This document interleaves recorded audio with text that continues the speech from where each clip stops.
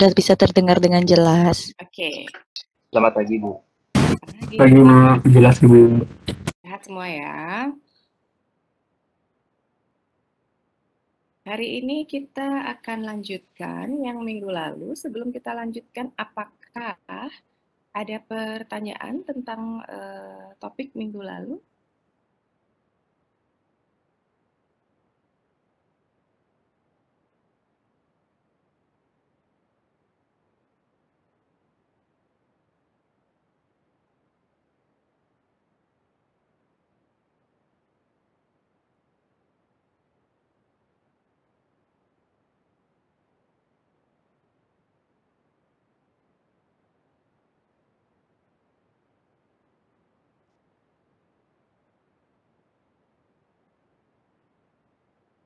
Oke, kalau sepi saya anggap enggak ada ya.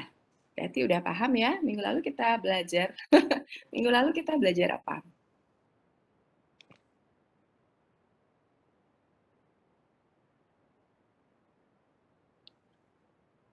Ya, kan ada yang jawab. Minggu lalu kita belajar apa? Innate immunity. Oke. Udah sudah selesai ya, saya minggu lalu jelaskannya ya? Sudah ya? Oke, berarti hari ini kita akan lanjutkan dengan adaptive immune. Izin menyela, Ibu. Mohon maaf Ya. sekali. Oke, Ibu, yang minggu lalu yang belum dijelaskan itu ada 2, Ibu. Yang saya ingat itu adalah mengenai apa namanya keterlibatan ROS atau reaktif oksigen itu, Ibu. Dalam apa namanya oxidative burst-nya itu, Ibu, untuk menghancurkan patogen di dalam sel fagosit. Kalian udah slide-nya udah saya kasih belum? Saya lupa, Ibu. Belum ya? Oke. Sebenarnya itu kan kalian udah belajar di toksikologi ya? Udah belajar belum?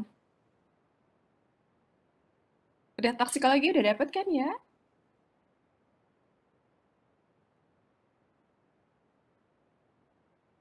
Ayo.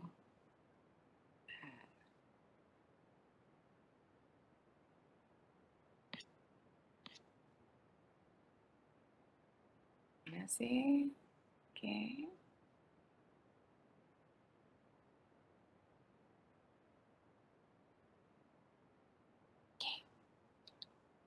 Toksikologi udah belajar? Ya, toksikologi. Toksikologi. Ya, ya. Ya, silahkan. Udah diajarin di sana belum? Fagositosis?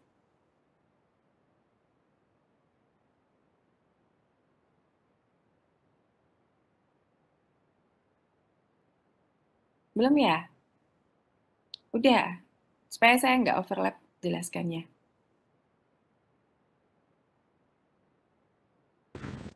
Lupa, Ibu. Oke, kita lihat sedikit aja dulu lagi ya. Supaya kita bisa maju belajarnya. Karena saya anggap kalian udah belajar itu di toksikologi, makanya kenapa kemarin saya agak percepat. Oke. Ini ya. Apanya lagi yang saya jelasin? Julio suka gitu. Kamu kan udah ngerti. Oke. Ini ya. Microbicidal mechanism of phagocytosis.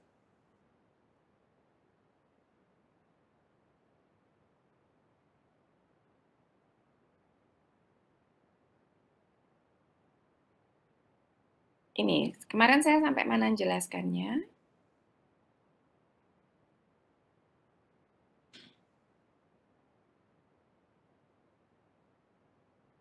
Sampai di sini, Ibu. Untuk yang kemarin.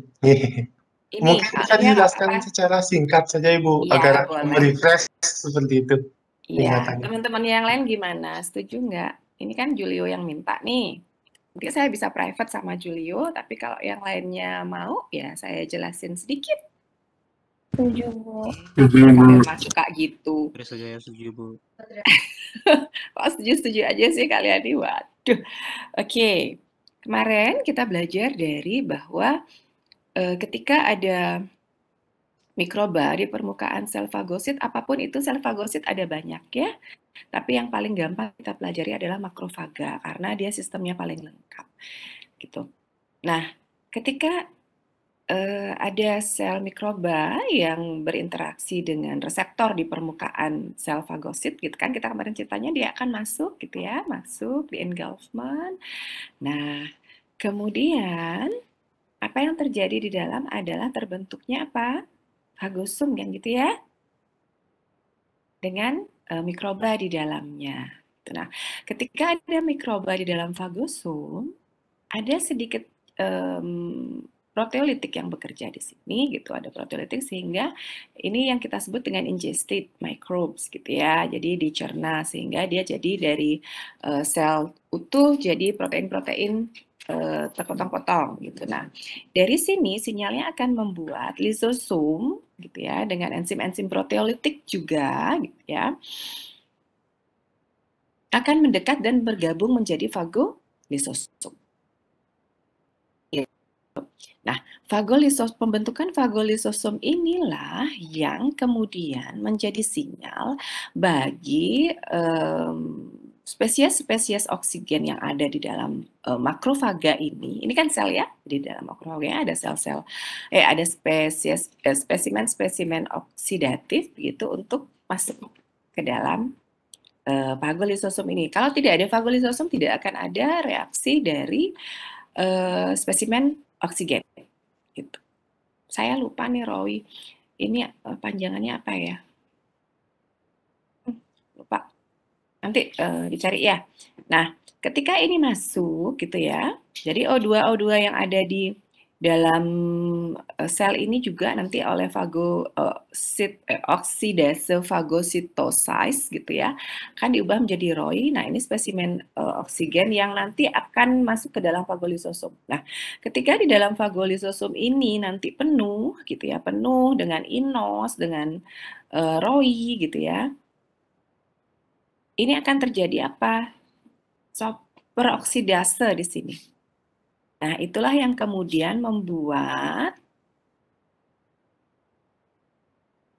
mikroba-mikroba ini kemudian menjadi terlisiskan di dalam. Kenapa? Karena oksigennya terlalu banyak dan mereka nggak butuh. Ya Julio. Roy itu apa? Oh ya, reaktif oksigen. Oh, bukan ions, bukan ya.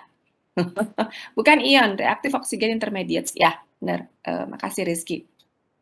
Itu. Jadi ini spesimen, saya menyebutnya dia spesimen oksigen gitu ya di dalam sini karena mereka bertugas khusus untuk membuat terjadinya proses superoksidasi di sini sehingga oksigennya sangat berlebih di dalam fagolisosom. Kemudian ada apa lagi? Ketika oksigen berlebih, ada penurunan kadar tingkat keasaman sehingga pH-nya sangat rendah. Nah, hal-hal ekstrim tersebutlah yang membuat mikroba itu menjadi lisis. Itu karena mereka tidak tahan asam, kemudian tidak tahan kelebihan oksigen. Gitu. Ini ya, kemudian yang kita sebut sebagai killing of phagocytosis by ROIS and NO, gitu, nitrogen oxide. Gitu. Jadi prosesnya seperti itu. Apa yang menyebabkan dia burst adalah bukan fagolisosomnya yang burst ya, adik-adik ya, tapi mikroba-mikroba yang ada di sini yang masih ada. Karena kan dalam satu fagolisosom tidak selalu ada hanya satu mikroba gitu, bisa ada beberapa berjuta bisa gitu ya. Tapi di dalam sel fagosit sendiri itu juga bisa ada berjuta-juta mikroba di dalam sini gitu. Karena kalau saya yang belajar dari ketika saya pelajari toksoplasma itu yang terjadi gitu. Jadi ada berjuta-juta toksoplasma yang bisa ada di dalam makrofaga dan nggak semuanya bisa terperangkap di dalam fagolisosom gitu. Kenapa? Karena kalau seperti toksoplasma mereka maksa masuknya. Jadi bukan oleh proses engulfment yang normal gitu di dalam fagositosis. Nah, hal itu yang membuat nantinya gitu ketika ini terjadi penghancuran mikroba di dalam fagolisosom, membuat ini akan mengirimkan sinyal bahwa sel ini tidak sehat gitu. Apa yang bisa membantu nantinya adalah sel T sitotoksik gitu. Sehingga ini bisa dilisis. Atau kalau dia penuh seperti yang saya teliti di toksoplasma, ketika dia penuh dengan mikrob dia bisa burst sendiri gitu. Apa yang membuat dia meledak? Ya si kepenuhan perkembangbiakan si mikrobanya gitu. Tapi kalau secara normal, bagaimana dia si sel fagosit ini membunuh bakteri adalah dengan cara ini. Berarti dia harus ada di fagolisosum. Gitu. Proses fagolisosum inilah yang membuat mereka nanti akan terdestruksi. Gitu. Sampai di sana gimana, Julio? Mudah-mudahan bisa. Masih ingat kembali ya? Dan Sudah Ibu, sudah ya, lebih mohon maaf ya. di-refresh ingatannya. Nggih. Iya, mohon maaf kalau nggak Makasih, Ibu. terlalu baik saya menjelaskannya. Tuh, nah, kemudian inflamasi ini kayaknya, minggu lalu belum sempat saya jelasin ya. Oke, inflamasi simptomnya udah ada, redness, swelling, kemudian ada arbor ya, rasa panas gitu. Apa yang menyebabkan itu terjadi? Adanya ini, gitu, ada eicosanoid, ada cytokine. Eicosanoidnya apa? Prostaglandin dan leukotrienes. Ini pelajaran-pelajaran yang bisa kalian baca sendiri gitu, nggak harus saya yang ngasih ya, yang kayak gini mah. Sitokain itu apa? Sitokain itulah messenger, dia pembawa pesan imun sistem. Makanya kenapa dia adalah molekul kecil? Karena dia akan bawa pesan kemana-mana gitu. Ada sangat banyak sitokain ya gitu ya. Ada interleukin itu dari 1 sampai 40-50-an ada gitu ya. Dan itu punya tugas masing-masing untuk membawa pesan bahwa terjadi satu ketidaknormalan pada sistem tubuh kita. Gitu. Nah, beberapa sitokain ada yang menstimulat aktivitas gitu, ada yang merangsang untuk messenger ini membuat sel T menjadi aktif gitu, atau interleukin 12 misalkan itu adalah messenger pembawa pesan bahwa makrofaga itu kemasukan mikroba, dia membawa pesan itu sehingga sel sitotoksik nanti akan datang gitu, sel molekul antibodi bisa datang ke sana ke sekitar itu gitu. Nah, seperti itu. Tapi ada juga sitokin yang menghambat aktivitas karena sudah cukup di sana aktivitasnya. Misalkan interleukin 40 kalau saya nggak salah, itu akan terproduksi kemudian membawa pesan bahwa udah cukup di sana pasukannya gitu, sederhananya seperti itu. Jadi itu akan membantu untuk menghentikan respon imun gitu. Kenapa? Karena seperti inflamasi gitu. Kalau inflamasi terus gitu ya bengkak terus itu kan nggak nyaman ya. Kitanya juga nggak nyaman gitu. Sehingga ketika itu prosesnya sudah selesai gitu. Nah, kan ada sitokain yang memberikan sinyal pada sel-sel yang lainnya bahwa udah cukup, nggak usah lagi bereaksi di sana gitu. Sehingga itu yang menyebabkan kemudian terjadinya perbaikan sel di tempat terjadinya inflamasi gitu sederhananya. Ya, jadi sitokain itu dua tugasnya untuk mengaktifkan respon atau menghentikan respon. Karena kita nggak sama seperti kalau kalian gini sederhana aja. Ketika kalian sakit perut, apakah mules terus kan enggak ya? Mules berhenti kan gitu. Ini juga seperti itu. Jadi tapi nggak berulang. Gitu. Jadi setelah itu nanti udah cukup, ya udah selesai. Jangan lagi kita kembali ke homeostatis. Ya, sitokain walaupun kita anggap sebagai satu molekul yang lebih berperan dalam innate immunity, tapi sebenarnya pada adaptive immunity juga, terutama pada respon-respon imun. Acquired immunity dia akan turut berpartisipasi karena dia pembawa pesan gitu secara keseluruhan. Tapi kenapa dimasukkan di salah satu molekul dalam innate immunity? Karena kerjanya nggak spesifik. Ingat itu ya. Jadi yang dia mau apapun itu mikrobanya yang masuk ya udah dia responnya seperti itu. Dia harus membawa pesan pada sel lainnya. Ya, ini contohnya gitu ya. Nanti kalian baca sendiri ya, boleh ya, supaya adaptive immunity-nya kita bisa belajar lebih banyak. Ya, oke ya. Nanti kan inflamasi akan ada pelajaran sendiri, ilmu inflamasi dan sel degradasi gitu ya. Nah, di sini saya hanya ingin bercerita sebenarnya tentang ketika di awal saya sudah sampaikan bahwa innate immunity dan acquired immunity itu tidak bekerja sendiri. Mereka bekerja bersama-sama. Hanya saja memang innate immunity akan merespon lebih cepat karena mereka nggak perlu mengarrange molekulnya secara spesifik. Ya, tapi di mana letak kolaborasinya? Kita lihat ada di sini. Nih, ketika apa? Ketika tadi itu cytokines akan memberi sinyal kepada sel-sel B dan sel T bahwa perlu ada bantuan pada sel-sel innate, ya, di makrofaga, di NK sel. Ini akan ada bekerja antibodi gitu, ada limfokine gitu dari sel T. Disinilah letaknya perpaduan mereka akan bekerja bersama-sama. Itu ya, boleh saya lanjutkan ke adaptive immunity? Boleh ya? Oke. Ini saya stop sharing dulu. Oke. Ini udah kelihatan lagi? Udah kelihatan lagi nggak? Udah ya? Jadi, oke. Jadi hari ini kita akan belajar tentang imunitas adaptif. Seperti biasa, sebelum mulai satu materi, saya ingin samakan persepsi dulu dengan kalian sambil kita ingat-ingat pelajaran yang udah lewat. Ya, oke. Kita ada sempat singgung di pertemuan pertama di awal bahwa kita punya imunitas bawaan dan imunitas adaptif ada dapatan. Apa sih sifatnya imunitas adaptif? Ada yang masih ingat?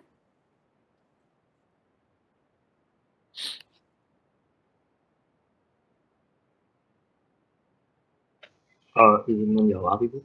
Ya, silakan.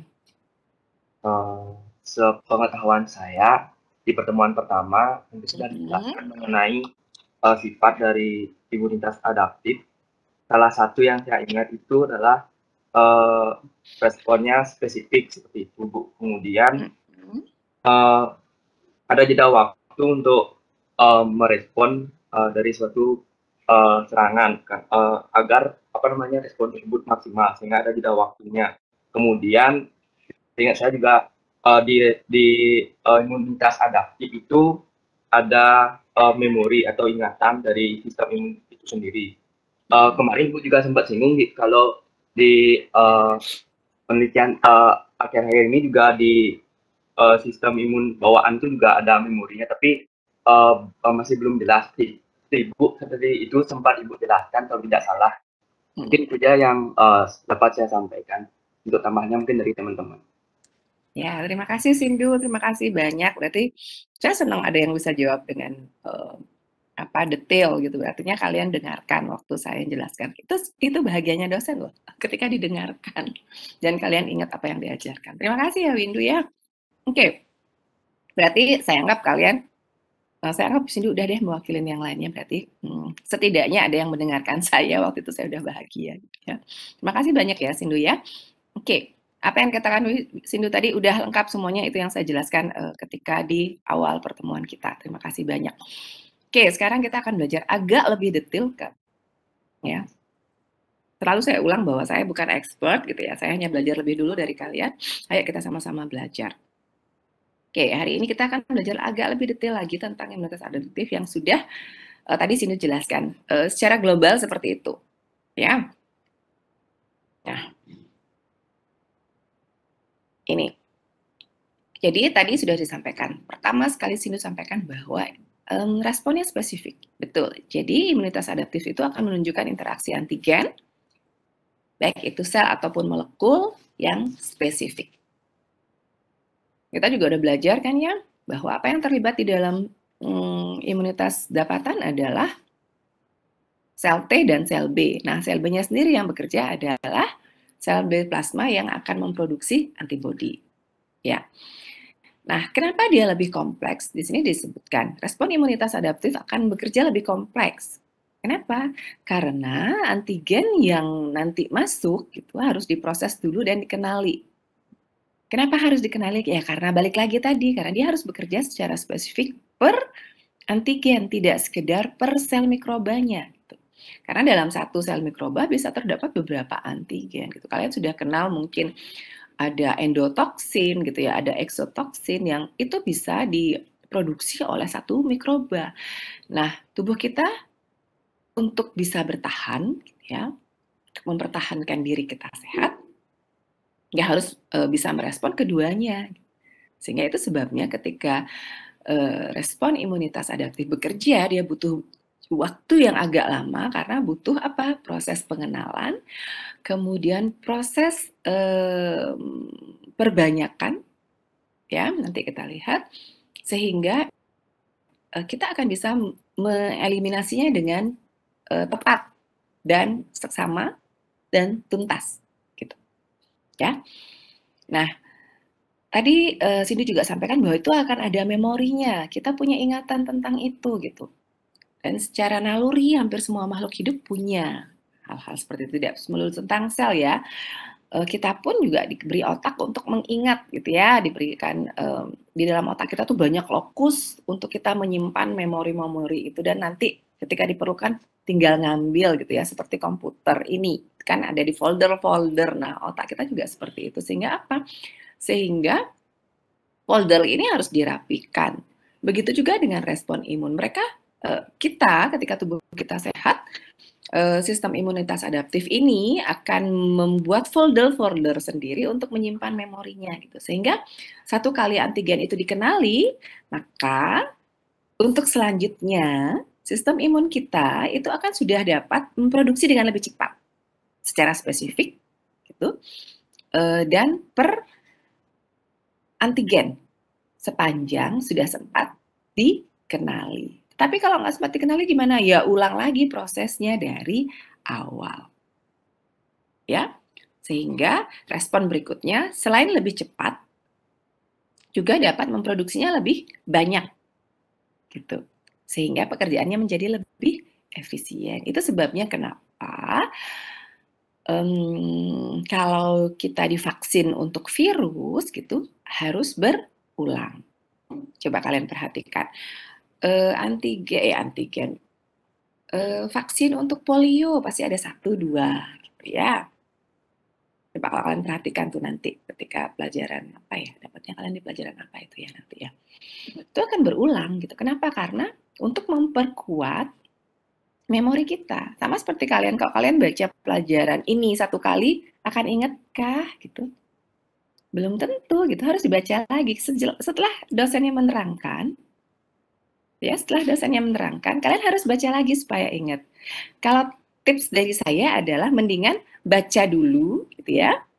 Sebelum dijelaskan, dibaca dulu. Kemudian ketika diterangkan kalian pemahamannya akan bertambah, kemudian dibaca lagi sekali. Nah, itu akan membuat memori kalian lebih baik. Gitu. Sama. Imunitas kita juga seperti itu. Gitu ya. Jadi ya, kalian akan lebih mudah. Kenapa sih harus ketika dia spesifik, kenapa sih harus ada di memori ya? Kenapa apa pentingnya gitu ya? Itu pentingnya. Gitu. Ya, supaya nanti ketika kita terinfeksi lagi oleh mikroba yang sama, responnya lebih efisien. Efisien dalam hal apa? Waktu dan jumlah. Tuh. Ya. Ke sana saya terlalu cepat nggak? Mudah-mudahan nggak ya. Mudah-mudahan kalian juga nggak bosan. Kalau udah mulai bosan, bilang sama saya ya. Nah, ada 2 tipe respon imun adaptif ini sama seperti imunitas bawaan. Itu ada humoral immunity, kemudian ada CMI. CMI itu adalah seluler. Nah, di sini lebih enak nih. Kalau di respon imunitas adaptif cuman ada sel T sama sel B. Lebih gampang sebenarnya belajarnya gitu. Ya, ada sel T, ada sel B. Sel B yang bekerja dan aktif yang apanya? Itu adalah antibodi yang diproduksinya gitu. Nah, kalau sel T yang bekerja siapa? Ya sel T-nya sendiri hanya saja. Nanti akan ada sel T helper dan ada sel T sitotoksik. Gitu. Nah, antibodi ini lebih banyak memberi respon pada pekerjaan-pekerjaan yang sudah dikerjakan, aktivitas yang sudah dikerjakan oleh innate immune. Gitu. Jadi respon-respon innate immune itu lebih banyak direspon oleh antibodi karena dia kalau yang berupa molekul. Kalau yang berupa sel itu lebih banyak akan direspon oleh sel T. Karena nggak mungkin kalau sel itu bekerja untuk molekul, karena kalau sel dia kan stay ya, agak lambat dia berpindah tempatnya gitu dibandingkan molekul. Oke. Nah, apa sih gambaran-gambaran utama dari adaptive immune response? Ya, jadi di sini kita akan belajar, tolong dipahami, karena kalau kalian udah paham nanti ngafalinnya akan lebih gampang. Tadi kita udah belajar bahwa yang pertama dia adalah spesifik. Dan karena kespesifikannya ini dia harus diverse. Kenapa diverse? Karena tadi saya udah jelaskan antigen itu jumlahnya banyak. Ya. Kemudian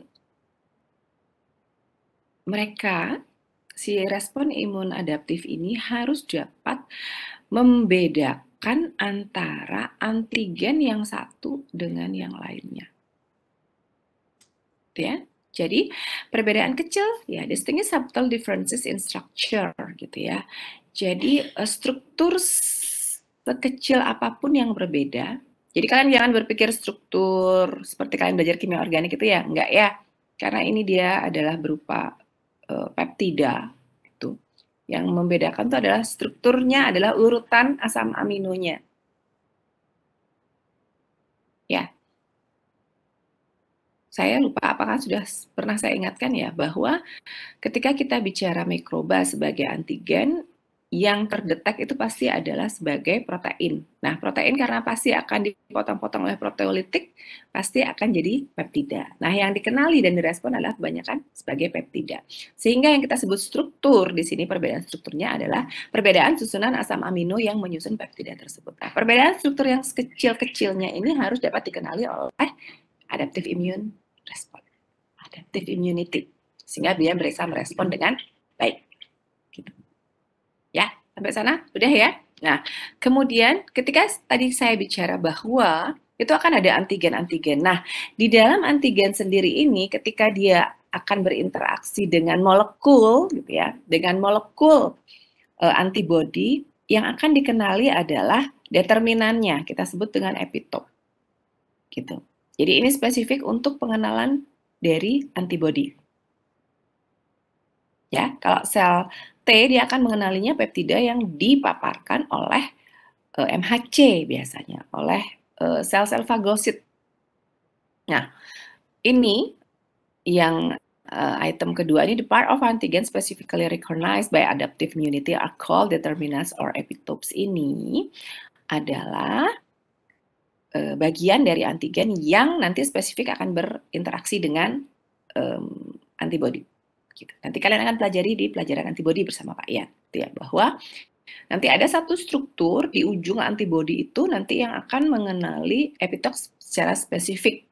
Kita sebut dengan paratop. Nanti itu akan kalian pelajari di antibodi, gitu ya. Nah, ini saya kasih gambarannya sedikit, ya. Ini gambar antibodi.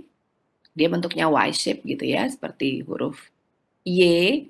Kalau digambarkan seperti ini, ya. Tapi kalau sebagai protein dia tentu harus ada lipatan-lipatannya. Tapi untuk sederhana kita belajar, yuk kita belajarnya seperti ini aja. Gitu. Nah, di mana nanti interaksinya adalah di bagian ujung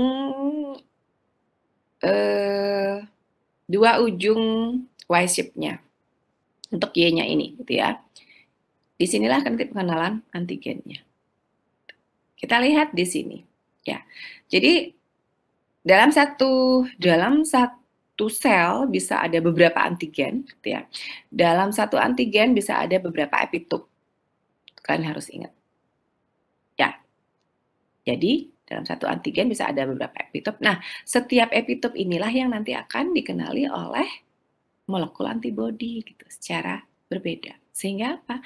Sehingga struktur antibodi di sini ini harus spesifik terhadap para epitop-epitop ini, para antigennya. Kalian lihat determinan antigenik, determinannya ada 3 nih misalkan di satu antigen. Ada yang runcing, ada yang bulat, ada yang kotak gitu ya.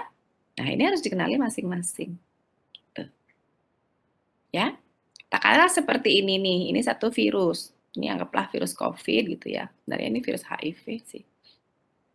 Tapi mirip seperti ini kalau virus COVID ya. Nanti epitopnya ada akan macam-macam, ada A, B, C gitu ya, ada apa M1 gitu dari membrannya. Nah, ini nanti akan direspon oleh antigennya, oleh antibodinya dengan ada berapa macam nih epitopnya? 1, 2, 3, 4. Ya nanti antibodinya yang dibikin berapa macam? Ya 4 macam gitu. Kebayang ya? Bagaimana sibuknya tubuh kita ketika kita terinfeksi oleh satu virus aja dulu gitu ya. Kayak gitu. Jadi kenapa kalau kita terinfeksi virus, obatnya selain obat-obat chemicals yang penurun panas, karena kita pasti akan panas kalau terinfeksi gitu ya. Kemudian mungkin ada antiinflamasinya, ada vitamin. Kenapa butuh vitamin? Karena vitamin ini yang akan membantu pembentukan sel dengan lebih cepat. Gitu. Sehingga apa? Untuk pembentukan sel lebih cepat, vitamin itu bantunya seberapa? Kalau ada nutrisi yang masuk. Gitu. Sehingga kalau ketika kalian sudah tahu kalian sakit, flu aja sederhana ya, nggak usah COVID deh. Flu aja kalian harus makan yang cukup. Kenapa? Karena energi dari makanan ini akan gitu ya dijadikan energi untuk bersama-sama vitamin membentuk sel baru, membentuk sel-sel antibodi, membentuk molekul-molekul sel-sel antibodi salah, membentuk molekul-molekul antibodi dan sel B-nya harus diproduksi banyak juga. Gimana tubuh kita bisa memproduksi sel baru kalau nutrisinya nggak ada? Gitu. Itu yang kalian harus ingat, ya. Kenapa kok sarannya kalau flu udah istirahat aja? Kenapa? Karena pada saat istirahat, tubuh kita bisa memfokuskan energinya untuk membentuk sel-sel imun baru. Gitu. Ya? Oke ya, sampai sana. Kebayang ya bagaimana sibuknya tubuh kita masih tetap nggak bisa berterima kasih sama tubuh, itu keterlaluan banget kalau sudah saya terangkan kayak gini terus masih bisa biarin aja tubuhnya kan udah tahu kerja sendiri, jangan. Ya, kita harus berterima kasih pada Tuhan bahwa otak kita nggak usah harus mikir sampai ke sana. Otak kita cukup hanya untuk belajarnya aja, belajar yang ini supaya tahu dan paham sebegitu sibuknya tubuh kita gitu. Dan kita nggak pernah aware tentang itu. Ya, Tuhan itu udah luar biasa. Selalu ingat bersyukur. Oke, sampai di sini sudah paham ya? Gambaran pertama dari sifat adaptive immune response. Kemudian yang kedua apa? Tadi sini juga sudah jelaskan. Ada memorinya. Iya. Kenapa? Kalau sederhananya kan saya udah bilang ya, kita belajar dari hal-hal yang sederhana supaya kita nggak ruwet berpikirnya. Nah, ya, jadi yang kedua adalah dia punya memori. Kenapa? Karena harus menginisiasi gitu respons yang cepat gitu terhadap repeated exposure. Jadi exposure yang berulang. Ya. Kenapa? Karena respon kedua itu ya terhadap antigen yang sama kita sebut sebagai secondary immune response, respon imun yang kedua itu akan lebih cepat, lebih besar pasukannya. Ini bukan larger dalam hal ukuran sel ya, ukuran selnya tetap aja segitu. Yang larger itu adalah jumlahnya, larger in amounts gitu ya. Jadi dia akan lebih cepat karena udah tahu gitu ya. Kemudian akan ketika lebih cepat sehingga jumlah selnya akan lebih banyak. Ketika kalau itu yang dibutuhkan antibodi, ketika sel B-nya bertumbuh dengan cepat, antibodinya juga akan bisa diproduksi dengan lebih cepat juga. Gitu, jumlahnya lebih banyak. Ini yang saya katakan di parasitologi ketika parasit itu harus membentuk koloni. Gitu ya. Kenapa? Karena dia harus berpacu waktu dengan sel imun tubuh kita. Ya, jadi cepat-cepatan mana yang lebih banyak gerombolannya, jumlah selnya. Kalau lebih banyak sel imun tentu diharapkan bahwa sel-sel mikrobanya yang masuk bisa tereliminasi dengan lebih cepat. Tetapi kalau kita lambat nih, gitu. Lambat kenapa? Karena kita makannya kurang, asupannya kurang, kemudian istirahatnya kurang, jadi tubuh merespon dengan lambat. Ya udah, jadi tambah sakit, gitu ya. Itu seperti lingkaran yang ya memang harus kita yang menjaga tubuh fisik kita bekerja dengan normal. Ya harus kalian ingat.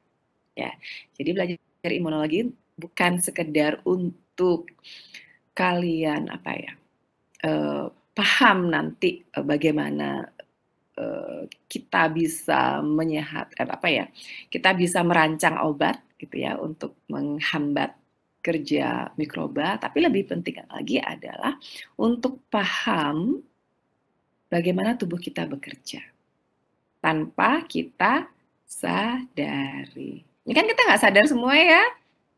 Kita nggak pernah sadari bahwa oh ada antibodi yang diproduksi gitu, ada tandanya, kita ngerasain gitu kan nggak bisa gitu. Tapi apa yang lebih saya inginkan sebenarnya ketika kalian belajar imunologi ini adalah kalian mengenali tubuh fisik. Kalau belajar dengan Bunda tadi itu bagaimana mempelajari karma gitu ya, perjalanan jiwa.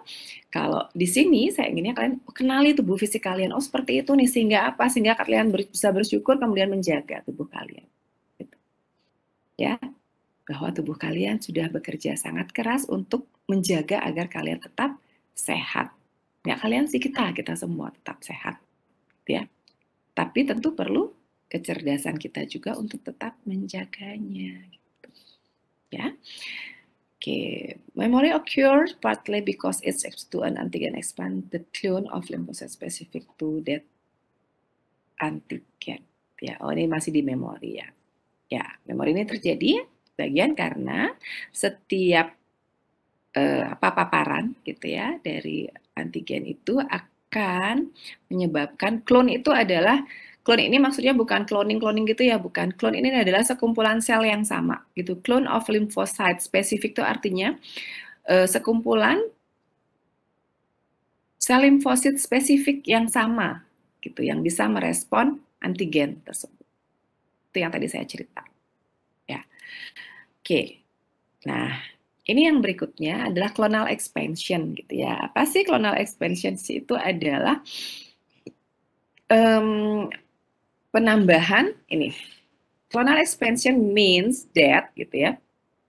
Penambahan jumlah sel yang sama. Ya, yang identik satu dengan lainnya untuk merespon antigen. Ya, jadi increases number of antigen specific lymphocyte. Jadi peningkatan jumlah limfosit yang spesifik strukturnya dapat merespon antigen, ya, sehingga bisa menjaga kecepatan bukan menjaga ya, menghadapi ya kecepatan juga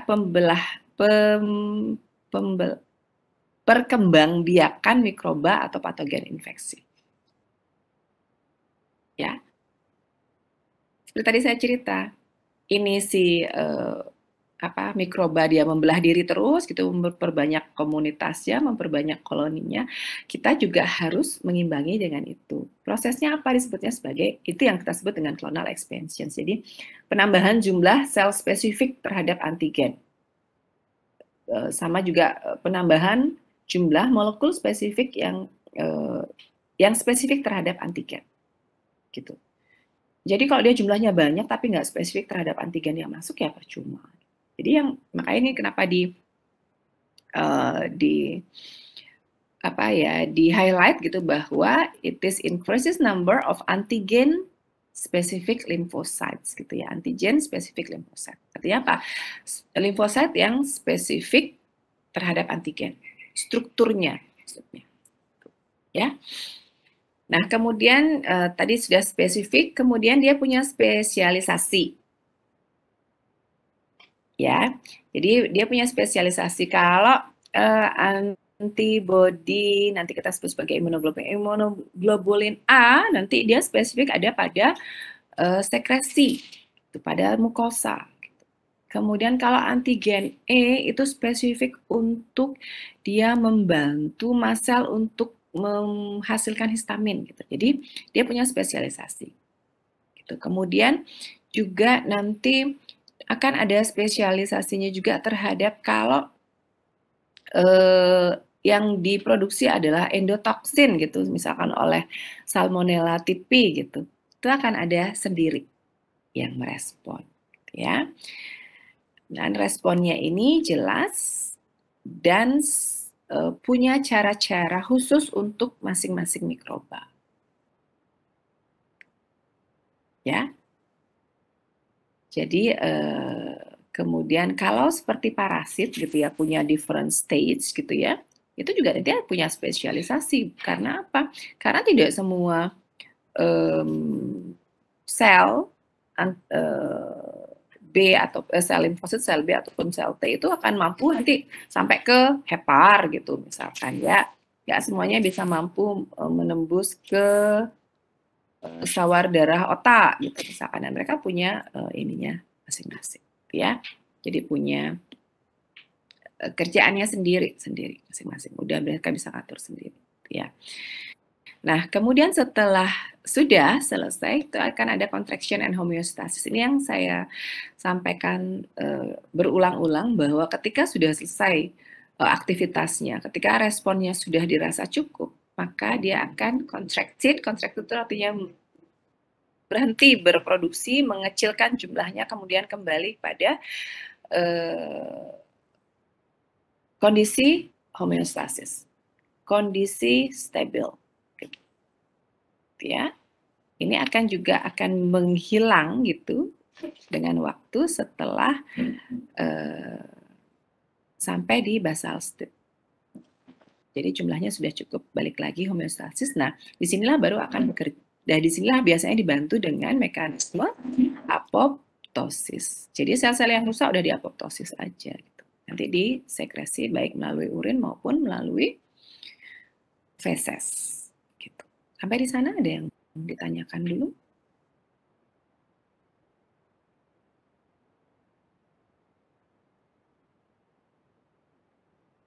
Ada? Oke. Oke. Nah, yang terakhir adalah yang harus dilakukan adalah mereka tidak boleh reaktif terhadap sel-selnya. Ya. Immunologically unresponsiveness to own or self-called tolerance. Jadi mereka harus punya sinyal toleransi terhadap selnya sendiri. Dan itu mekanismenya bisa sentral, bisa dari susunan saraf pusat, dari otak gitu ya, atau periferal. Periferal itu di ujung-ujung anatomi kita. Gitu. Nah, abnormalitas terhadap ini, gitu. Apa sih abnormalitasnya? Artinya dia reaktif terhadap sel-sel gitu, terhadap sel-sel kita sendiri. Itu yang nanti kita sebut sebagai autoimmune disease, penyakit autoimunitas. Dan itu banyak terjadi, terutama pada pada orang-orang yang menikah dekat dengan keluarga. Gitu. Jadi nanti dari misalkan nih dari buyutnya nikah keluarga, nanti turun lagi kakek neneknya nikah keluarga, ayah ibunya nikah keluarga, kita sendiri juga nikah keluarga. Nah, pada turunan ke-4 atau ke-3 itu udah akan mulai ada reaksi alergi gitu, sampai kemudian akan ada yang autoimmune disease. Jadi mungkin saya singgung sedikit ya di sini, pernikahan keluarga itu baik, tetapi kalau terlalu dekat ini yang akan bisa muncul abnormalitas terhadap itu. Kenapa? Karena sel-sel resesifnya akan muncul, sifat-sifat resesif akan muncul, sehingga sel-sel kita agak sulit untuk beradaptasi dan bertoleransi terhadap hal-hal baru yang masuk. Oke, sampai sana sudah ya. Jadi sifat gambaran umum sifat adaptif imunitas seperti itu tadi ada spesifisitas, spesifik dan diverse gitu ya. Kemudian ada memorinya, harus ada clonal expansionnya, kemudian kembali pada kondisi homeostatis, kemudian harus non-reaktif terhadap sel-sel. Oke ya, boleh saya lanjutkan ya? Oke. Ya ampun, saya lupa nge-record sebentar ya. Oke. Nah, tadi kita sudah belajar komponennya ada 2, humoral, eumoral, dan seluler. Ya, jadi molekuler dan seluler. Ya.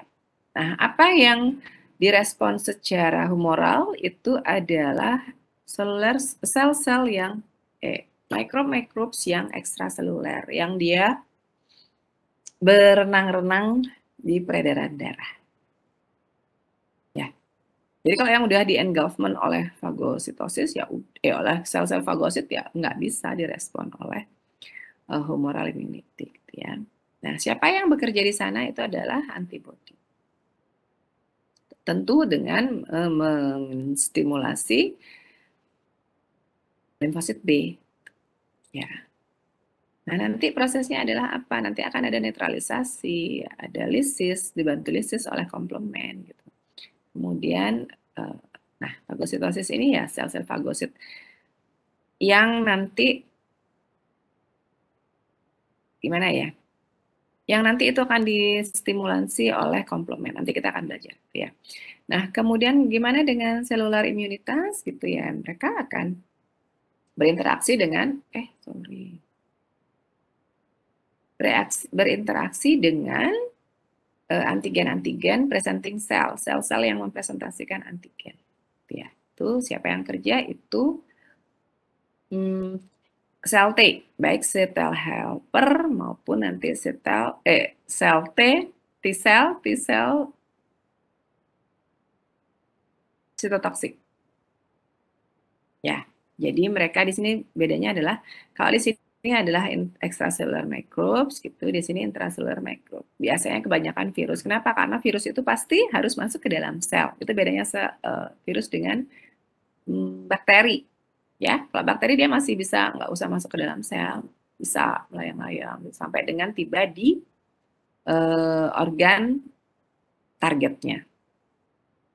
Tapi kalau virus dia harus masuk ke dalam sel, karena kalau nggak masuk ke dalam sel nggak bisa berkembang biak.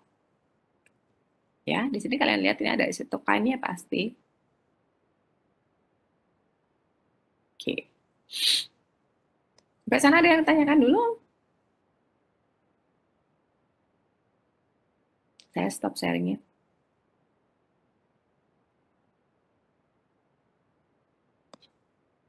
Oke, saya stop sharingnya ya. Oke. Kalau nggak ada yang tanya, saya yang tanya. Ya.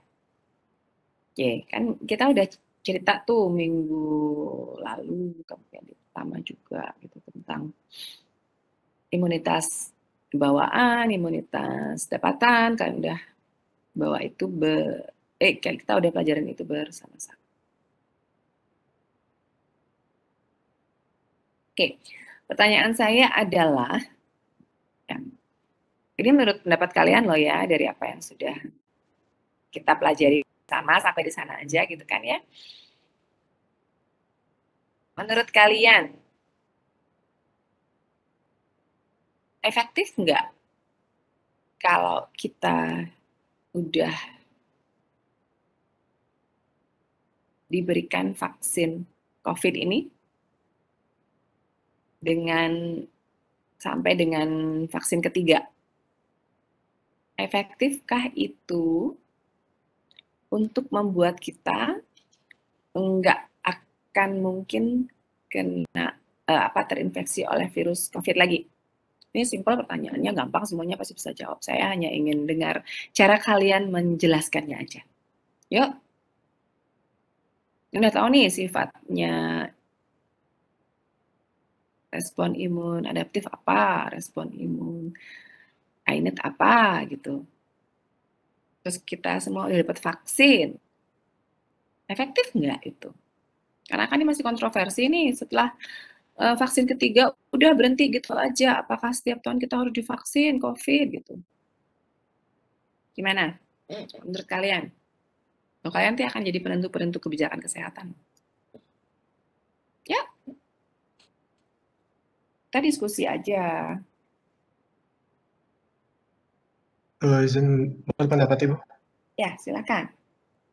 Baik, Ibu, terima kasih kesempatannya. Saya Julio, NIM 19. Jadi, menurut saya pribadi, apakah vaksin ini yang sudah sampai ke vaksin yang ketiga itu efektif?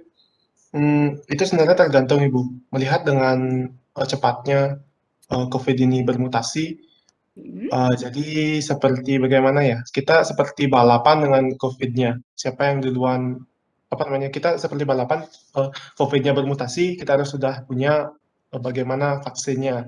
Nah, hal ini itu sebenarnya berkaitan dengan yang Ibu jelaskan tadi.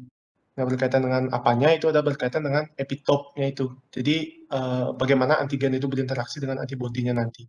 Nah, ketika peneliti-peneliti yang membuat vaksin itu dapat mengenali apa yang menjadi antigen spesifik yang dapat dikenali oleh sel imun kita ketika pas virus itu bermutasi, kita temukan apa yang spesifik dari virus yang bermutasi yang baru ini, varian barunya, maka peneliti akan bisa membuat vaksinnya seperti itu, Ibu. Jadi dengan dapat diciptakannya istilahnya antigen yang spesifik yang bisa dikenali oleh tubuh kita. Jadi tubuh kita akan bisa mengenali dan membuilding adaptif imun sistem atau responnya. Jadi tergantung sebenarnya Ibu, karena saya sedang mengikuti juga katanya kita seperti balapan seperti itu Ibu dengan si virusnya. Mungkin sekian jawaban dari saya. Oke, terima kasih. Ada lagi yang lain? Itu kan caranya Julian jelaskan. Izin berpendapat, Ya. Ibu. Iya, silakan Julia. Oke, Bu. Jadi tadi sudah dijelaskan oleh Julio, tapi kalau menurut saya itu kalau kita hubungkan dengan ilmu farmakogenomik kan respon dari masing-masing individu itu kan beda, baik itu terhadap obat maupun mungkin pada vaksin seperti itu, Bu. Karena mungkin ada perbedaan genetik ataupun faktor lainnya. Jadi menurut saya seorang individu itu bisa saja dia itu cocok atau bisa merespon baik vaksin sehingga dia itu bisa terhindar dari paparan COVID. Namun pada individu lainnya bisa saja imunnya itu tidak orangnya itu tidak bisa merespon vaksin dengan baik, Bu, seperti itu sehingga dia itu lebih mudah terpapar COVID, Bu. Seperti itu mungkin menurut saya, Bu. Terima kasih. Oke, terima kasih Yunia. Oke, ada lagi nanti kita bahas jawaban kalian. Izin berpendapat, Izin Ibu. menambah. Ya, yuk yang dulu. Ntar setelah ini nanti baru siapa ini? Iya, Yayan silakan. Baik Ibu, terima kasih kesempatannya. Saya di sini sedikit ingin berpendapat kalau menurut saya efektif atau tidaknya itu kembali ke diri kita masing-masing. Sebenarnya menurut saya tanpa kita vaksin pun kalau memang kita bisa bersyukur terhadap diri kita sendiri, itu pasti kita akan menjaga seperti yang sudah disuruh sama pemerintah gitu, kita 5M dan lain sebagainya, seperti itu. Dengan tidak vaksin pun sebenarnya kita bisa, tetapi sayangnya kita terbatas, kita perlu untuk juga bersosialisasi dan lain sebagainya. Itulah kenapa kita dibantu dengan vaksin tersebut. Nah, selanjutnya di masa pandemi seperti ini, seperti yang dikatakan Yunia tadi, kalau tidak salah, mengenai respon masing-masing individu seperti itu. Tetapi tidak mungkin gitu setiap tenaga kesehatan meneliti satu-satu masyarakat di Indonesia seperti itu. Apakah yang ini merespon, apakah yang ini tidak. Makanya kita semua ya udah diberikan vaksin aja untuk berjaga-jaga seperti itu. Selanjutnya menurut saya kalau misalnya ada peneliti yang bisa menemukan kebiasaannya si virus ini bagaimana sih dia bermutasi seperti itu. Jadi dia sudah bisa mungkin dia bisa menemukan bagaimana kira-kira mutasi selanjutnya biar vaksinnya ini masih mutakhir untuk mutasi-mutasi berikutnya seperti itu. Jadinya kita tidak perlu setiap kali harus vaksin, setiap 1 tahun harus vaksin dan lain sebagainya seperti itu, Ibu. Dan juga sekarang sudah di beberapa peneliti dan beberapa pabrik itu sudah mulai menggencarkan pengobatan secara oral biar tidak divaksin berulang kali orangnya seperti itu, Ibu, menurut saya. Terima kasih, Bu. Oke, makasih ya. Ada lagi? Siapa tadi ya yang mau? Tuh. Ya, Bu izin, saya hanya ingin menambahkan sedikit saya sebenarnya karena teman-teman juga sudah sangat cukup jelas dalam menjelaskan. Ya, Eh, silakan. ya, tadi Julio sempat menjelaskan bahwa itu tergantung dari di mana COVID itu yang mengalami mutasi cukup cepat begitu, Bu. Mungkin para masyarakat mempertanyakan, saya sudah vaksin 3 kali, kenapa kok tetap juga kena COVID begitu? Mungkin karena seperti yang telah dikatakan Julio tadi, di mana respon imun adaptif ini dia memerlukan waktu jeda untuk merespon dan dalam memerlukan waktu jeda untuk untuk mengingat dari antigen tersebut. Dan respon dari adaptive immunity ini juga responnya spesifik begitu. Mungkin masyarakat berpikiran kenapa kok masih tetap juga kena COVID padahal udah vaksin ketiga, itu kan karena imun itu memerlukan waktu untuk merespon terhadap antigennya ini. Jika orang tersebut terkena varian COVID yang baru yaitu Omicron, itu kan tubuh perlu mengenali dulu dan mengingat antigen dari patogennya itu begitu, Bu. Mungkin karena responnya itu perlu jeda dan dibutuhkan waktu yang cukup lama untuk merespon atau untuk mengingatnya itu lebih lama, mungkin karena mungkin hal itu yang menyebabkan masyarakat berpikiran kenapa sih masih juga kena COVID padahal udah vaksin ketiga begitu. Terima kasih, Bu. Oke, terima kasih Pramiyari. Oke, terima kasih jawabannya ya berempat. Oke, ini kan kita diskusi ya, diskusi. Kalau dari sisi keilmuan, ya, betul mutasinya cepat. Mutasinya cepat, kemudian itu membuat respon tubuh spesifik kita akan lebih lambat. Nah, ini yang kaitannya kemudian dengan cara tubuh kita bertahan. Ya, tapi tetap gitu kalau menurut saya, nih menurut saya kok dari sisi keilmuan yang saya pelajari, setiap orang harus sempat divaksin. Nggak bisa lagi mengandalkan herd immunity. Kenapa? Karena kita perlu dikenalkan terhadap virus tersebut. Gitu. Karena ini virusnya variannya udah banyak banget, gitu ya. Dari yang infeksius sampai enggak terlalu infeksius, gitu ya. Dari yang sangat virulence sampai dengan yang less virulence, gitu ya. Nah, kita nggak akan pernah tahu ketika nanti mereka bisa rekombinasi. Tahu nggak arti rekombinasi? Artinya satu dengan yang lainnya itu bergabung faktor-faktor virulensinya sehingga menjadi super virulence gitu. Dan herd immunity nggak cukup untuk menanggulangi itu. Kenapa? Karena dengan perkembangannya ternyata virus ini nggak cuma kemudian bisa dorman di paru-paru, dia dorman loh ya, hati-hati dengan itu. Dorman di paru-paru, tapi juga dia bisa di tenggorokan, bisa di hepar. Dia bisa dorman di sana. Kemudian, nah kalau di saluran cerna dia nggak dorman. Kenapa? Karena dia akan cepat terekskresi. Nah, jadi semua orang harus divaksin. Itu satu. Ya. Efektif atau tidak? Tentu efektif. Kenapa? Karena itu sudah membuat tubuh kita belajar untuk mengenali. Nanti kalau kalian belajar, saya nggak tahu lagi kalian akan dapat belajar lagi nggak. Di virologi mungkin diajarkan ya. bahwa kalau satu virus, apalagi virus jenis yang ini gitu ya, yang SARS gitu ya, dia kalau kita bikin vaksin kita ada beberapa macam. Kenapa harus di booster seperti itu ya, gitu ya? Dan kemudian di booster ya, harus ada booster ketiganya yang berbeda. Kenapa? Karena ketika diproduksinya vaksin itu ada beberapa hal, bukan beberapa hal ya, ada perbedaan antara satu vaksin dengan yang lainnya, gitu ya. Ada vaksin yang mengambil whole virusnya, gitu ya, virus utuhnya, tapi faktor virulensinya dihilangkan. Gitu, jadi mereka meniru apa namanya ya, capsidnya, gitu ya. Ini luarnya, gitu ya. Kenapa dipilih yang itu? Karena itu yang pertama kali akan dikenali oleh tubuh, gitu.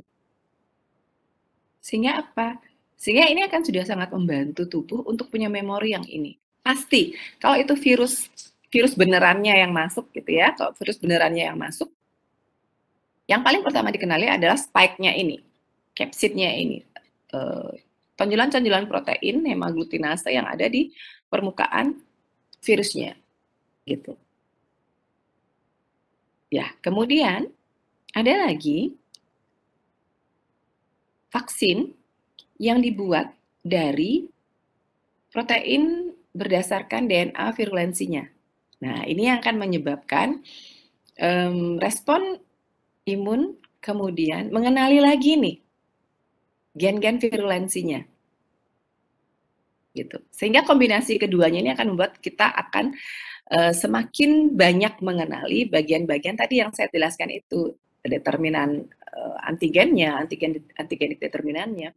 Itu yang membuat kita kenapa orang-orang kan pada gini, kenapa sih kok namanya booster itu kok dapetnya vaksin yang beda gitu. Kenapa harus yang beda? Ya ini. Karena vaksin yang satu dengan vaksin yang satunya lagi gitu ya, yang dikombinasi itu mereka punya base yang beda. Satunya adalah vaksin yang dilemahkan sehingga apa? Sehingga kita bisa mengenali whole permukaan membrannya. Satunya lagi itu teknologi bioteknologi gitu yang ngambil protein dari DNA virulensinya gitu. Tadi kembali lagi itu ya, paham ya? Kenapa memang harus semua orang vaksin gitu? Ya karena dia bisa dorman. Ya, jadi jangan sampai ya Yan, betul sih kita bisa gitu menjaga, tapi ini virus ini beda banget karena badai sitokin yang dia sebabkan jauh-jauh lebih hebat dibandingkan dengan virus rabies, virus avian flu gitu ya, hampir semua virus akan menyebabkan badai sitokin, tapi badai sitokin yang ini luar biasa gitu. Ya, jadi memang harus divaksin. Sebisanya harus divaksin supaya apa? Supaya kita kenal sehingga badai sitokinnya itu kemudian nggak juga gini, badai sitokin itu ya juga kan dia reaktif banget gitu. Dan menyusahkan diri kita sendiri itu yang membuat kita sesak nafas kemudian fatal gitu. Ya. Jadi betul kata Yan, kita harus menjaga sistem imun kita baik, betul. Tetapi tetap enggak bisa dengan enggak vaksin. Gitu. Harus vaksin. Kita harus siapkan diri kita. Saya paling sedih kalau ketika dengar gini ada orang bicara mati itu kan di tangan Tuhan gitu ya, nanti biar divaksin atau enggak, kalau mati ya mati aja gitu ya, kalau gitu ya udah gitu ya, udah nggak usah pakai masker aja semua, nggak usah, mati kan di tangan Tuhan, nanti kalau nyebrang juga nggak usah lihat-lihat gitu kan ya, kan mati di tangan Tuhan, kalau harusnya ketabrak ya nggak mungkin ketabrak gitu kan, itu kan apa ya, buat saya itu nggak benar gitu berpikir seperti itu. Ya kan? Ya betul, mati itu di tangan Tuhan, tapi kan juga nggak sembarangan. Kita harus tetap menjaga diri kita. Nah, berkaitan dengan itu, ya tadi saya sudah sampaikan ya bahwa vaksin 1-2 dengan yang ketiga itu berbeda. Harus berbeda. Dengan base yang berbeda. Supaya apa? Supaya kita lengkap. Tubuh kita lengkap mengenalinya. Nah, kalaupun kemudian ada mutasi-mutasi yang membuat gitu ya, pengenalan kita tidak spesifik, tapi setidaknya kita sudah punya pengenalan terhadap membran selnya. Gitu. Ya. Itu udah cukup buat kita bertahan sebelum kita kemudian mengenalinya secara spesifik sebagai faktor virulensi, sebagai epitop tadi. Itu. Dan kemudian perlu nggak tiap tahun dilakukan vaksinasi lagi berulang gitu ya? Itu boleh ya, boleh tidak, tergantung lagi. Nah, ini akan baru kita hubungkan bisa dengan farmakogenomik. Tapi kalau dari awal kita berpikir farmakogenomik, nggak bisa. Manusia tuh ada 2,5 miliar. Terus gimana caranya kita bikin vaksin yang spesifik untuk tiap-tiap manusianya gitu kan? Nggak mungkin. Mau bikin 2,5 miliar vaksin nggak mungkin. Pasti kita pakai gambaran umum gitu. Nah, farmakogenomik kita perlukan ketika apa? Ketika kita perlukan vaksin berulang atau tidak. Nah, ini baru kita mulai bicara farmakogenomik. Gitu. Baru dibikin petanya. Oh, kalau orang yang seperti ini harus vaksin berulang gitu karena ternyata walaupun sudah di booster, tetap tubuhnya nggak cepat mengenali virus yang bermutasi. Ada yang orang, oh ini enggak, dia gampang beradaptasi. Ya udah. Jadi pengenalan terhadap membran selnya itu sudah cukup membuat kita bisa bertahan dengan bantuan obat oral. Obatnya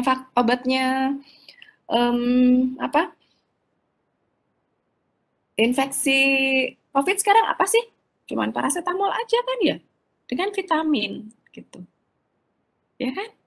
Coba sekarang lihat yang kena virus COVID yang Omicron sekarang, ya paracetamol aja, nggak ada yang lain. Gitu. Jadi artinya apa ya? Memang perlu kita sudah punya pengenalan terhadap vaksin itu. Gitu. Jadi terima kasih banyak yang sudah menjawab. Julio, Yunia, Yayan, Pramiari.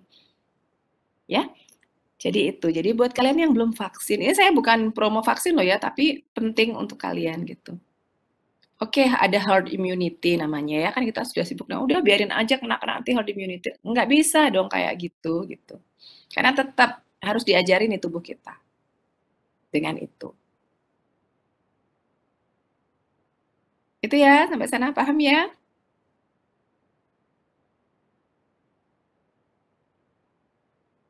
Paham? Oke. Jadi itu, di sini yang saya, kenapa saya selalu ajak kalian untuk berpikir, ayo dong berpikir dari sehari-hari. Karena ilmu ini nggak akan ada gunanya ketika kalian hanya hafalkan sebagai ilmu yang kalian simpan di memori otak kalian, nggak ada. Ya? Jadi di situ tetap harus ada pengenalannya.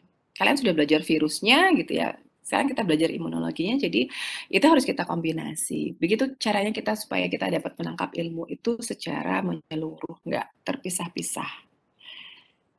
Oke ya, sampai di sana. Boleh saya lanjutkan lagi? Boleh, Ya. Ibu. Oke, jadi kalau nanti kalian misalkan ada nih yang komplain, kenapa sih harus booster itu ini yang lain gitu ya? Ya karena seperti itu. Karena kita harus dapat setidaknya paparan dan paparan dari vaksin dengan base yang beda. Base itu apa ya? Basicnya yang beda. Yang satu virus yang dilemahkan, jadi kita antibodinya diharapkan untuk mengenali membrannya. Karena itu yang pertama akan dikenali.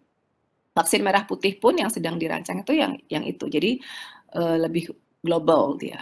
Kenapa? Karena mutasinya tidak di membrannya, tidak di spike-nya, gitu ya.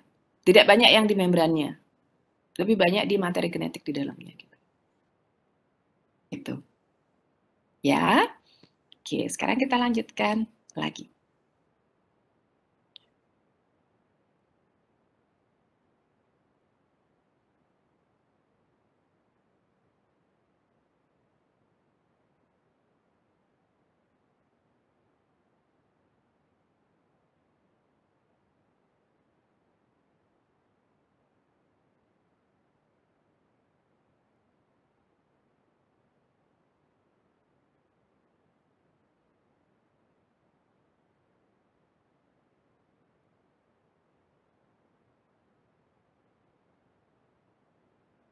Oke. Nah, kita lanjutkan dengan humoral immunity, ya.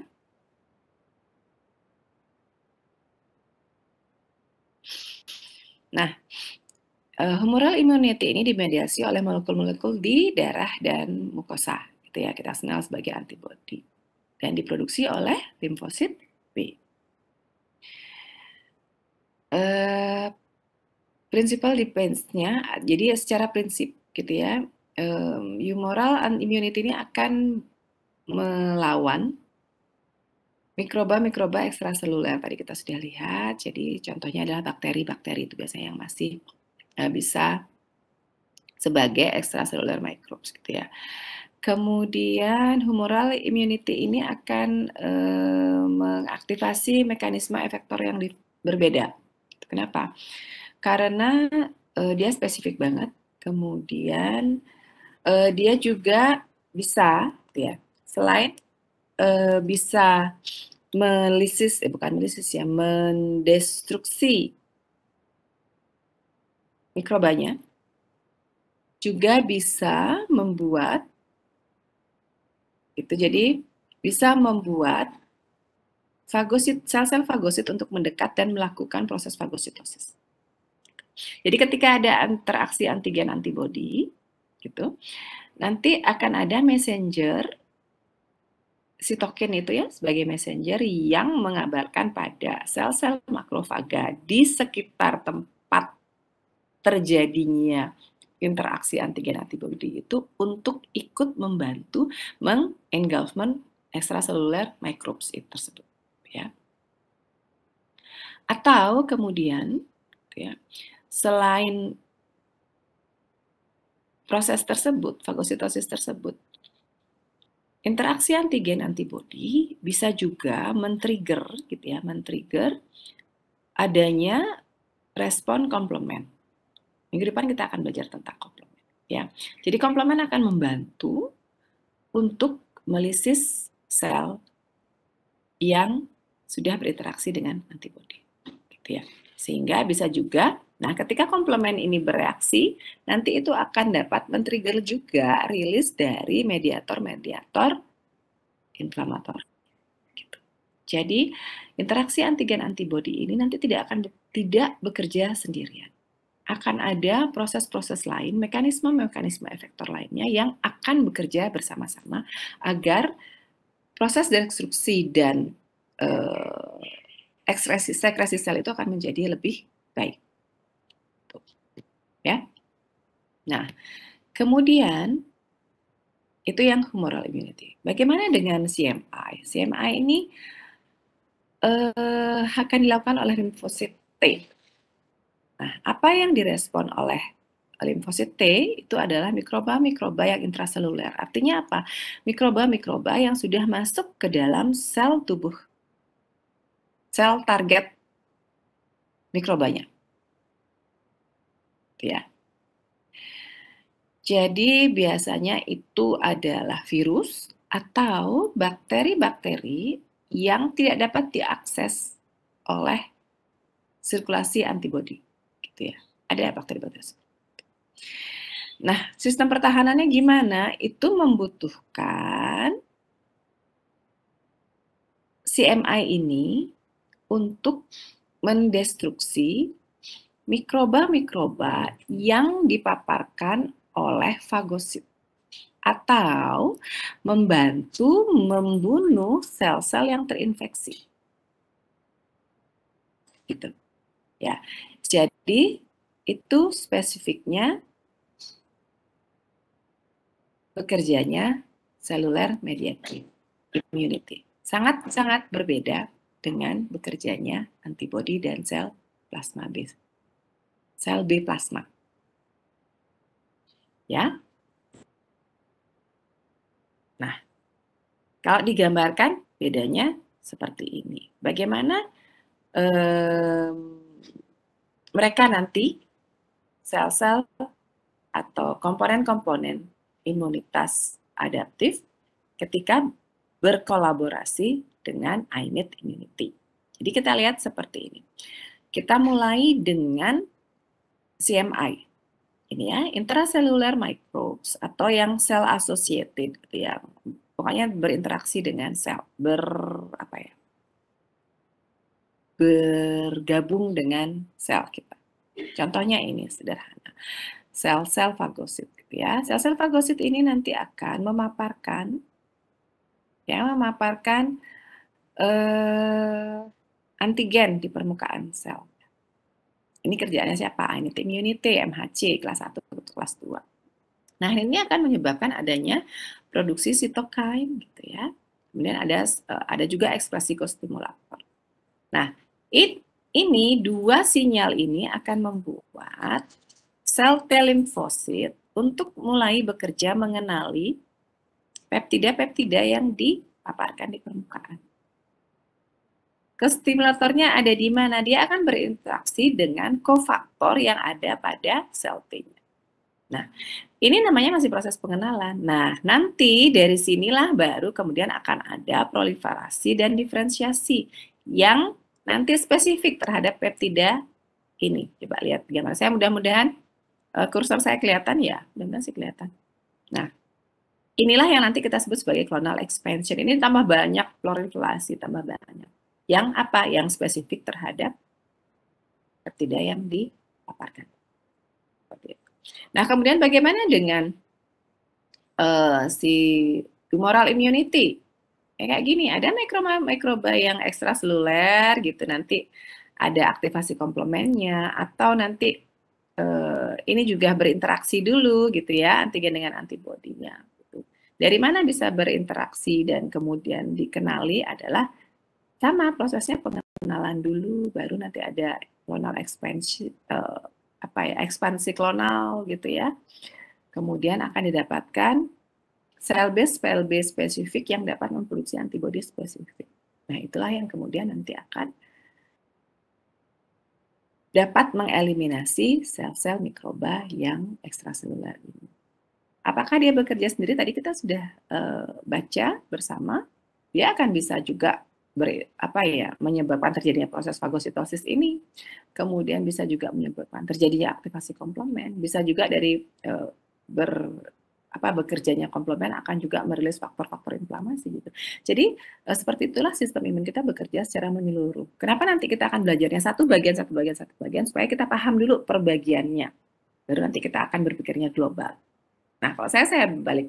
Kita berpikir global dulu, gitu. Nanti baru akan per partnya kita akan pelajari masing-masing. Gitu. Sehingga kalian udah dapat gambaran besarnya. Ya, jadi sama seperti kalau kita belajar gajah sambil merem, nggak bisa kan? Harus tahu dulu gajah secara keseluruhan bahwa itu adalah satu binatang yang punya belalai, punya 4 kaki, punya mata, punya telinga lebar, punya ekor gitu ya. Nah, setelah itu kalau kita merem misalkan baru kita tahu, oh iya ini dia ada belalainya, kalau ada belalainya seperti ini berarti itu gajah gitu. Jadi saya ingin kalian belajarnya seperti itu. Oke ya. Nah, ini gambaran lebih lebih terstrukturnya baik humoral maupun cell mediated immunity gitu ya. Kalian bisa lihat di sini dari paparan mikrob. Bedanya di mana? Ini pasti ekstraseluler, kalau ini bisa intraseluler virus gitu ya, yang ada di dalam sel apapun, kemudian ada yang phagocytocyte gitu ya. Kemudian respondingnya apa? Respondingnya kalau ini pasti sel B plasma. Kalau fagosit, sel-sel fagosit yang merespon apa? Sel T helper. Tapi kalau interseluler sel-sel yang terinfeksi yang bekerja adalah sitolitik. Mekanisme efektornya gimana? Jadi dia langsung berinteraksi, sekretari antibodi itu nanti langsung berinteraksi. Kalau yang ini dia akan mengaktifasi gitu ya sel fagocyte ini untuk melakukan destruksi. Gitu. Ini karena dia hanya T helper aja, dia nggak bisa sitolitik. Gitu. Tapi kalau sel-sel yang terinfeksi, kenapa harus sel T sitotoksik? Karena dia akan mampu mengeliminasi dan menghancurkan sel yang terinfeksi. Ya.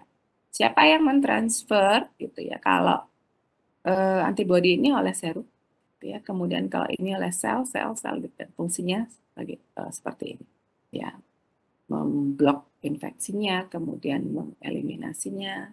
Kalau ini sel T helper itu dia akan mengaktifasi makrofaga untuk membunuh mikroba yang sudah ada di dalam fagositosis. Fagosit sel-sel fagosit.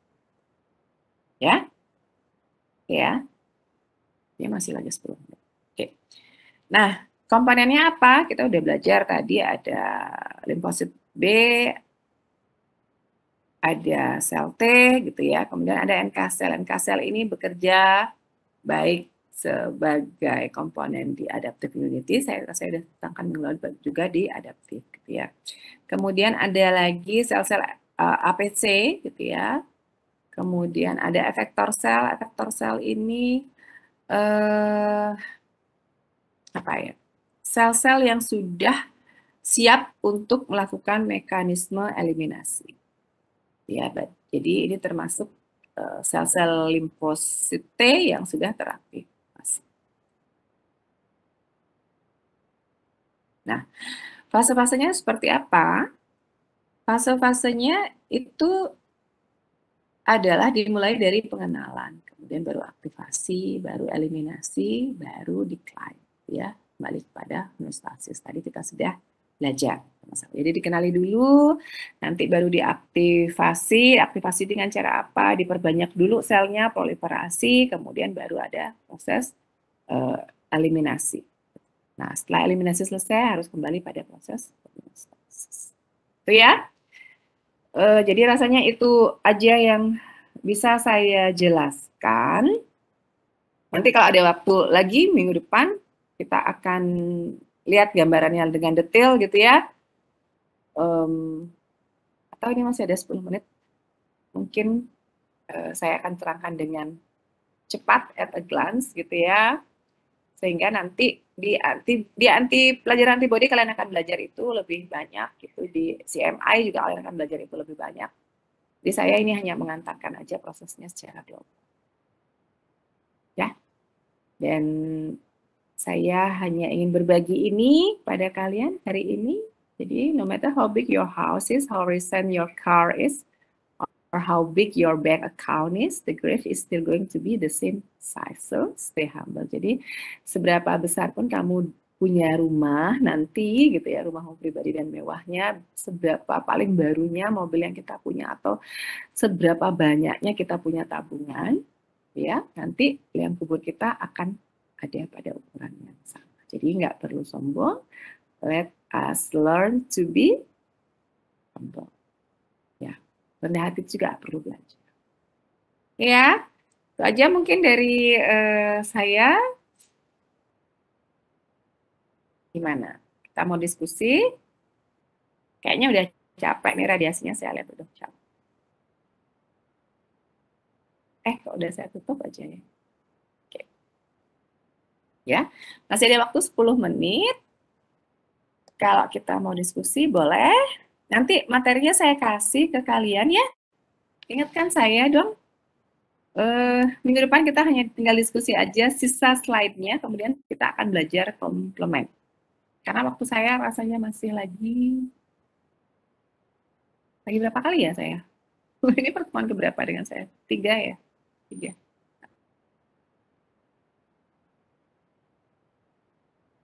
Atau keempat ya? Ketiga ya dengan saya? Jadwalnya belum saya buat nih. 3.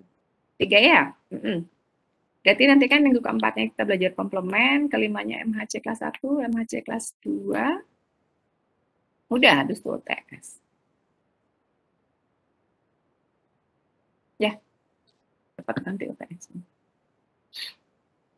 Oke ya, ada yang mau ditanyakan dulu lagi? Udah saya tutup aja ya. Minggu depan saya lanjutkan sedikit yang adaptive immunity sebelum kita ke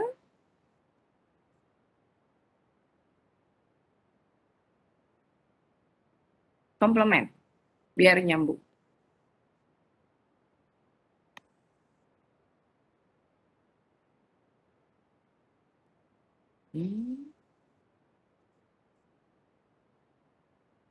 Oke.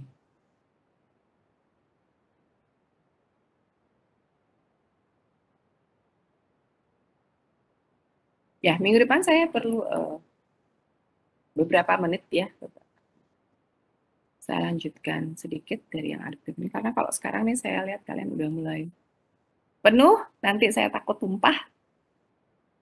Jadi udah cukup. Oke, kita review ya. Jadi hari ini kita belajar adaptive immunity, sudah kita review tadi kita udah belajar apa? Gambaran umum dari, gambaran dasar dan umum dari adaptive immunity. Apa aja? Coba tulis di chat aja. Masih ingat nggak? Ya, apa aja tuh cardinal features-nya?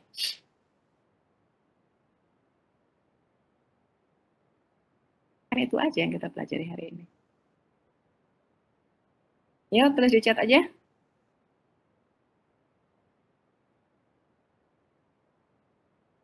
Apa aja ya tadi? Sifat-sifat dasar dari, gambaran dasar dari respon imunitas adaptif. Oke, specific, diverse. Oke, yuk jawab cepat nih. Specificity and diversity memory. Oke, yang cepat diingat itu ya. Ada lagi nggak? Lucian Agatha ya. Specialization, ya. Apa lagi? Memory kalau specialization. Non-reactivity cell. Oke, sifat memiliki peningkatan jumlah mereka. Ya, oke. Kemudian, ya itu sudah ada yang jawab lah. Memory contraction and homeostasis. Oke, itu yang teringat ya. Oke, kemudian tahapannya. Ada 4 tahap tadi. Nanti kita lihat gambarnya minggu depan. Specificity, diversity, memory, non-reactive. Oke. Oke ya, itu tadi cardinal features-nya udah. Kemudian, Yayan, itu mah komponennya namanya humoral NCMI. Jangan bingung dengan istilah ya. Kemudian tahapannya apa? Oke, recognition, activation, and active. Ya, Ramasta Diva, cepet banget sih kamu motret ya? Bukan nyatet ya. Oke. Oke, recognition, activation ya. Jadi gini, ketika kalian belajar bagaimana tahapan dari adaptive immunity ini, kalian ingat aja proses kalian berkenalan dengan teman, nggak usah jadi pacar deh sama teman. Jadi kenalan dulu gitu kan ya. Setelah berkenalan, awalnya diem-dieman gitu kan ya. Terus kenalan tuh baru mulai tanya-tanya gitu ya. Namanya siapa, rumahnya di mana, hobinya apa. Oh ternyata kita hobinya sama, baru deh mulai aktif gitu, kita talkative ya, talkative baru mulai bisa ngobrol gitu kan ya.